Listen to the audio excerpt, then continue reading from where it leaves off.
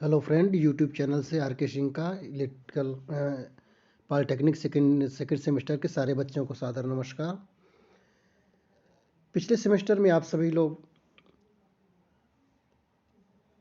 Applied math first पढ़ रहे थे, जिसमें डिफरेंशिएशन, द्विपद प्रमेय, सीरीज, श्रेणी, इंटीग्रेशन, वो सारी चीज़ें थी।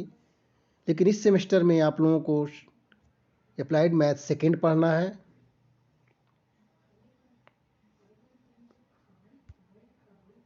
अप्लाइड मैथ सेकेंड पढ़ना है, जिसमें कि समाकलन, जिसको समाकलन गणित बोलेंगे। इसमें पहला पोर्शन है समाकलन गणित। हमारा सेकेंड सेमेस्टर का पहला लेक्चर है, ये पहला चैप्टर है इंटीग्रेशन। इसकी परिभाषा के बारे में अगर देखा जाए तो पहले इसकी परिभाषा जान लीजिए कि अगर कोई एफ एक्स, अगर कोई फलन है, कैपिटल एफ एक्स कोई फलन है और जिसका अवकल गुणांक स्मॉल एफ एक्स से दिया जाता है, तो कैपिटल एफ एक्स को स्मॉल एफ एक्स का समाकलन कहा जाता है। इसको अगर इस तरह से देखा जाए, सपोज करिए कि स्मॉल,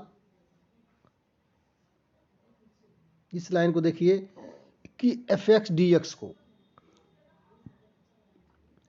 अगर समाकलित करें तो इसको हम पढ़ेंगे इसको कि integration of F x D x का मान हमारा कैपिटल एफ एक्स आएगा।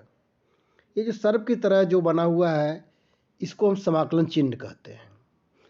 तथा डी एक्स में एक्स यह बतलाता है कि समाकलन चर राशि एक्स के सापेक्ष होना है, और जिस फलन का समाकलन किया जाता है उसे समाकल इंटीग्रेंड कहते हैं तथा समाकलन से प्राप्त परिणाम को समाकल कहते हैं।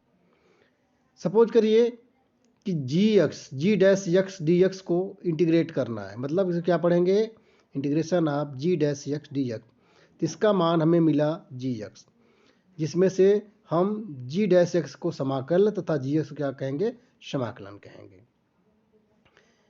उदाहरण के तौर पर अगर देखा जाए तो फर्स्ट सेमेस्टर में आपने अगर tan x को डिफ्रेंशिएट किया था, D by D x tan x, इसका मान आया था सेक स्क्वायर एक्स, यही ना। लेकिन यहाँ पे बिल्कुल उल्टा, अगर वहीं सेक स्क्वायर एक्स को इंटीग्रेट करें, इसका मतलब integration of sec square x D X, उसका मान क्या आएगा, tan x। इसी तरह से दूसरा देखें कि साइन एक्स को जब हमने डिफ्रेंशिएट किया था तो कास एक्स आया था, लेकिन अगर यहाँ पे हम कास एक्स को इंटीग्रेट करें तो उसका मान क्या आ जाएगा, साइन एक्स आ जाएगा। तो इसलिए हम कह सकते हैं कि इसलिए हम ये कह सकते हैं कि समाकलन का उल्टा अवकलन और अवकलन का उल्टा समाकलन होता है। अब हम समाकलन नियतांक की बात करते हैं। कोई भी किसी भी फलन का जब हम समाकलन करते हैं तो जो भी आंसर आता है उसमें हम सी जोड़ देते हैं। चाहे कोई भी समाकलन हो, उसको कोई भी फलन हो, उसका जब हम समाकलन करेंगे, समाकलन के बाद जो भी आंसर आएगा उसमें हम कैपिटल सी जोड़ देते हैं। ठीक, ये चीज़ ध्यान रखिएगा।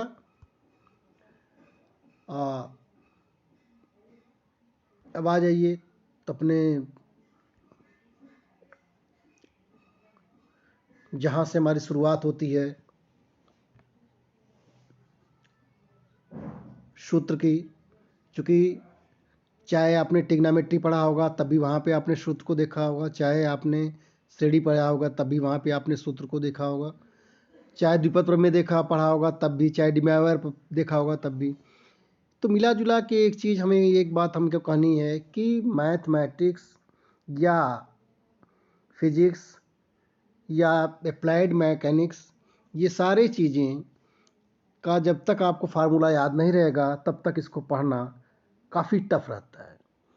और फार्मूला को याद करने का सबसे अच्छा तरीका यही है कि आप इसे एक पेज पे रखें और जहाँ पे आप पढ़ते हैं आप उसे दीवार पे चिपका दें, और डेली एक बार जब भी आप कॉलेज को निकल रहे हैं, घर से जब कॉलेज को निकल रहे हैं, तो इस कॉलेज निकलने से पहले एक बार आप उसको देख लें। इसके बाद जब शाम को आप जाते हैं पढ़ के, जब सोने लगते हैं तब भी आप देख लें, या जब भी वहाँ अपने रूम में जाते हैं, स्टडी रूम में जाते हैं, तो वहाँ पे एक बार उसको जो आप चिपकाए हैं सूत्र को, आप उसको देख लें। ऐसे जहाँ भी आपने 1 दिन 2 दिन 3 दिन किया वो आपको याद हो जाएगा।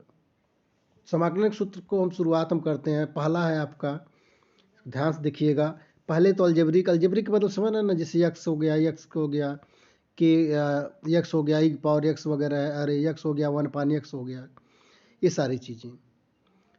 साइन कास वगैरह का जो है उसे हम क्या कहेंगे, ट्रिग्नोमेट्रिक फंक्शन कहेंगे। चलिए वो सब आप जानते हैं, तो हम सूत्र की बात करते हैं। कहा गया है कि सूत्र ही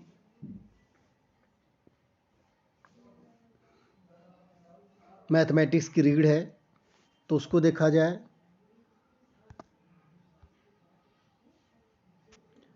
चलिए पहला सूत्र देखते हैं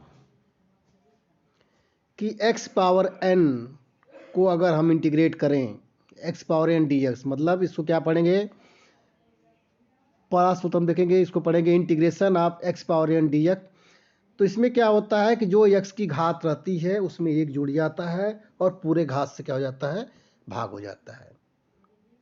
दूसरा देखा जाए कि 1/x को अगर हम इंटीग्रेट करेंगे तो इसका मान log x और प्लस c आएगा। जो अभी हमने कहा था कि इंटीग्रेशन कांस्टेंट, इंटीग्रेशन कांस्टेंट देख रहे हैं c है।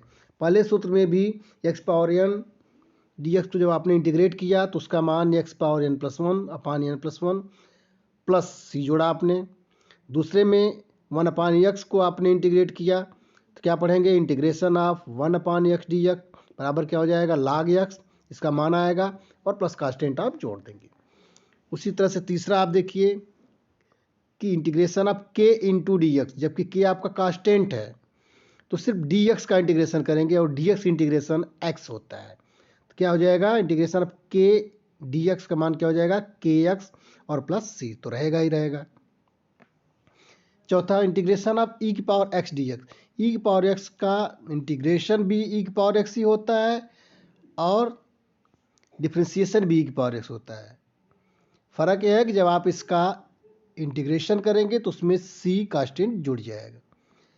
पांचवा पॉइंट देखिए कि a की पावर x dx को जब आप इंटीग्रेट करेंगे तो उसका मान आएगा a की power x upon log a b c plus c। पांचवें के पढ़ेंगे कैसे, इंटीग्रेशन ऑफ a की power x dx equal to a की power x upon log a plus c। इसके बाद हम ट्रिग्नोमेट्री की बात करें तो छठवां देखें, integration of sine x D x. जब हम साइन एक्स को जब इंटीग्रेट करेंगे तो माइनस कास एक्स आएगा, जबकि डिफ्रेंसिएशन हमने देखा था कि साइन एक्स कास एक्स को जब हम डिफ्रेंशिएट करते थे तो क्या आता था, माइनस साइन एक्स आता था। सातवां देखें, अगर कास एक्स को इंटीग्रेट करें तो क्या आएगा, साइन एक्स। अब ध्यान दीजिए, कास एक्स को जब हमने डिफ्रेंशिएट किया था तो वहाँ पे माइनस साइन आया था और साइन डिफ्रेंशिएट किया था तो क्या आया था, कास आया था। लेकिन यहाँ पे बिल्कुल उल्टा है, साइन एक्स को अगर हम इंटीग्रेट करेंगे तो क्या आएगा, माइनस कास, और कास एक्स को इंटीग्रेट करेंगे तो क्या आएगा, साइन। आठवां देखें, सेक स्क्वायर एक्स को जब हम इंटीग्रेट करें तो क्या आएगा, टेन एक्स, जबकि टेन एक्स को डिफ्रेंशिएट किया था आपने फर्स्ट ईयर में तो क्या आया था, सेक स्क्वायर एक्स। इसी तरह से integration of cosec square x D x क्या आएगा, माइनस काट। अब तुरंत उल्टा सोचिए, काट एक्स को जब आपने डिफ्रेंशिएट किया था तब क्या आया था, कोसेक स्क्वायर एक्स। इसी तरह से जब आपने integration of sec X into tan X का मान निकाला तो क्या आया, सेक एक्स। इसका मतलब कि सेक एक्स का डिफ्रेंशिएशन क्या होगा, sec X into tan X होगा। 11वां देखिए, integration of cosec X cot X का मान क्या आएगा, माइनस कोसेक एक्स। इसका मतलब जब आपने कोसेक एक्स को डिफ्रेंशिएट किया रहा होगा तो उसका मान कोसेक एक्स और इंटू काट एक्स आ रहा होगा। 12वां, काट एक्स को जो इंटीग्रेट करेंगे तो लाग साइन एक्स प्लस सी आएगा। इसी तरह से 13वां, टेन एक्स को इंटीग्रेट करेंगे तो माइनस लाग कास एक्स प्लस सी आएगा या लाग सेक एक्स प्लस सी आएगा। 14वां, अगर आप सेक एक्स को इंटीग्रेट करें तो आएगा log of sec x plus ten x या log of 10 π/4 plus x/2 plus c. 15वां, कोसेक एक्स को अगर आप इंटीग्रेट करेंगे तो क्या आएगा, log cosec x minus cot x आएगा प्लस सी। 16वां देख लीजिए, integration of 1/√a² minus x square d x, इसका मान आएगा साइन इनवर्स x/a। या minus cos inverse x upon a plus c आएगा। 16वां सेकेंड आप देखिए कि अगर एक ही जगह फर्स्ट में अगर एक ही जगह 1 रख दिया जाए, जिसका मतलब integration of 1/1 minus x square d x का मान आएगा sine inverse x plus c. इसी तरह 17वां फर्स्ट देखिए, integration of 1/a square plus x square d x, तो 1/a ten inverse x upon ए या माइनस 1/a काट इनवर्स एक्स अपान ए। अब 17वां सेकेंड देखिए, एक ही जगह हमने सिर्फ एक रख दिया, एक ही जगह 1 रखा, तो इसको कहेंगे integration of 1/1 plus x square d x, क्या हो जाएगा tan inverse x plus c. 18 पहला देखिए, 18वां पहला देख लीजिए, integration of 1/x into under root x square minus a square d x, इसका मान आएगा 1/a sec inverse x upon a plus c या minus 1/a cosec inverse x upon a plus c. 18वां सेकेंड देखिए, integration of 1/x under root x square minus 1 D x बराबर आ जाएगा सेक inverse x plus c. इसी तरह से 19वां 19, 20, 21, 22, 23, 24, 23 को देखिए, यहाँ पे देखिए कि 19 में देखिए कास है, एच है, एक्स है, तो आप ये मत पढ़िएगा इंटीग्रेशन ऑफ काच एस एक्स, नहीं, कास से एस बिल्कुल एच बिल्कुल सटा हुआ है, तो इसको पढ़ते हैं hyperbolic x. Cos h x पढ़ेंगे हाइपरबोलिक कास हाइपरबोलिक एक्स, न कि काच एच एक्स। इसका मतलब कि integration of cos hyperbolic x D x, इसका मान आ जाएगा sine hyperbolic x plus c. 20वां integration of sine hyperbolic x D x cos hyperbolic x plus c. ध्यान दीजिए कि इंटीग्रेशन आप जब ने साइन एक्स किया था तो माइनस कास आया था, लेकिन integration of sine hyperbolic x D x का मान क्या आ जाएगा cos hyperbolic x plus c आएगा। Integration of sec hyperbolic x square x D x माना जाएगा tan hyperbolic x D x. 22वां integration of cosec hyperbolic square x D x का मान क्या आ जाएगा minus cot hyperbolic x plus c. इसी तरह से integration of sec hyperbolic x into tan hyperbolic x D x, इसका मान आ जाएगा minus sec hyperbolic x plus c. 24वां integration of cosec hyperbolic x into cot hyperbolic x, इसका माना जाएगा minus cosec hyperbolic x plus c. तो ये सब चीज़ें, ये सारे सूत्र हैं, 21, 22, 24 सूत्र हैं। इन 24 सूत्र को पहले तो आप तैयार कर डालिए। ये 24 सूत्र अगर आप तैयार हो जाएंगे तो इंटीग्रेशन यानी समाकलन आपके लिए बिल्कुल सरल हो जाएगा, बिल्कुल आसान हो जाएगा, क्योंकि मैथमेटिक्स ही टोटली डिपेंडेंट फार्मूला आपको पता है। फार्मूला अगर तैयार है तो आप अच्छी तरह से कर लेंगे। हर स्टेप पे फार्मूले की ज़रूरत पड़ेगी, और फार्मूले को याद करने का मैं तरीका आपको बता दिया कि एक दीवार पे आप फार्मूले को क्या करें, फार्मूले को लिख के चिपका लें और डेली एक बार सुबह देखें, एक बार शाम को देखें, और 3-4 दिन में ये तैयार हो जाएगा। चलिए पॉइंट 1.4 को देखते हैं कि अचर एवं फलन के गुणनफल का समाकलन। अचर एवं फलन गुणनफल का समाकलन मतलब कि जैसे यक्स आपका जो है फलन है और कह दिया जाए 4x, इसका मतलब 4x में 4 क्या है अचर है और x क्या है आपका चर है। तो उसी तरह से अगर कोई सपोज करिए कि आपको 5x³ का समाकलन करना है, तो इंटीग्रेशन ऑफ 5x³ dx बराबर हो जाएगा 5 का आप ले लेंगे कॉमन, क्योंकि 5 का हो नहीं सकता क्योंकि वो अचर है।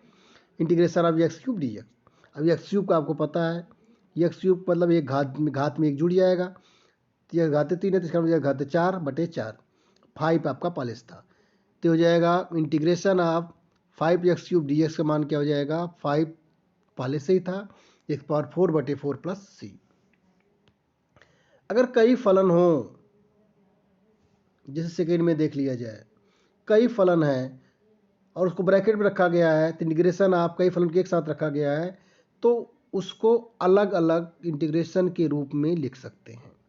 जैसे इंटीग्रेशन ऑफ ब्रैकेट में आपका 3x² minus 5 sin x plus 6e⁴x plus 1/x bracket बंद इंटू dx, इसको कैसे लिख सकते हैं भाई, देखिए 3 एक्स स्क्वायर है, तो इंटीग्रेशन को आप अंदर लीजिए, इंटीग्रेशन सबके साथ हो जाएगा। क्या हो जाएगा, 3 into integration of x square minus 5 into integration of sine x plus 6 into integration of E power x plus 1 upon integration of 1 upon x, और सबके साथ आपका डी एक्स हो जाएगा। बारी बारी से आप कर दीजिए। 3 आपका ही है, अब एक्स स्क्वायर को आप करेंगे तो क्या मिल जाएगा, एक्स क्यूब बाई क्यूब मिल जाएगा। अब 5 इंटू साइन एक्स का करें तो क्या मिल जाएगा, साइन क्या हो जाएगा, माइनस कास हो जाएगा।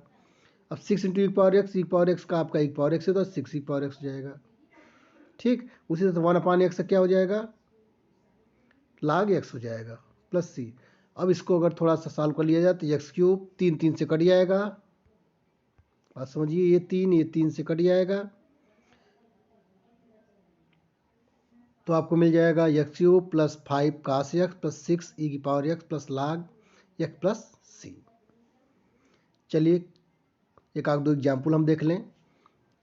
ये देखिए 2010 में पूछा था, एक नंबर में पूछा था। पहला है कि इंटीग्रेशन ऑफ ब्रैकेट में x cube plus 3x square plus 3x plus 1। पहले हम क्या करें,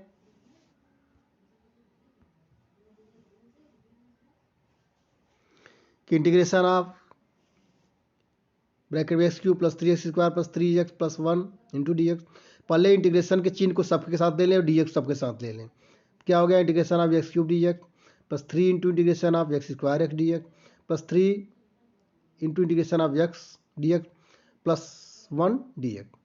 अब देखिए पहला देखिए, एक्स क्यूब को अगर करेंगे जैसे घात 4/4, 3 आपका है यहाँ था ही, 3 रह गया, और यह घात इसको यह घात 2 करेंगे तो यह घात 3/3 हो जाएगा, क्योंकि ये घात बढ़ जाएगी, टोटल घात का भाग हो जाएगा, प्लस 3 ज्यों के त्यों। लेकिन यक्स क्या हो जाएगा, एक्स स्क्वायर बटे 2 प्लस यक्स 1 का यक्स हो जाएगा प्लस सी हो जाएगा। अब देखिए यह घात 4/4, 3 3 से कट गया, तो यह घात 3/2 इधर हो गया, 3/2 x square plus x plus c हो जाएगा। ठीक, तो ये हमारा 2010 में क्वेश्चन पूछा गया था। इस तरह से और भी है, सेकेंड है, थर्ड है, इसको हम अगले लेक्चर में देखेंगे। आज तक के लिए बस इतना ही। दूसरा लेक्चर हम कल देखेंगे। तो इस लेक्चर हमें ये कहना है, सबसे जो खास बात है कि इंटीग्रेशन, समाकलन का इंटीग्रेशन डिफरेंशिएशन का उल्टा होता है, और इंटीग्रेशन को समझने के लिए बिल्कुल, चूँकि थोड़ा नया कंसेप्ट है आपके लिए, तो सारे समाकलन के जो मानक सूत्र हैं, जो 22-23 है, आप इनको बिल्कुल रट डालिए, फिर समाकलन आपका बिल्कुल आसान हो जाएगा। समाकलन से ही काफ़ी नंबर के क्वेश्चन मिल जाते हैं आपको, तो इसको आप देखिए। और तब तक के लिए, आज के लिए बस इतना है काफ़ी। नमस्कार, शुभ रात्रि।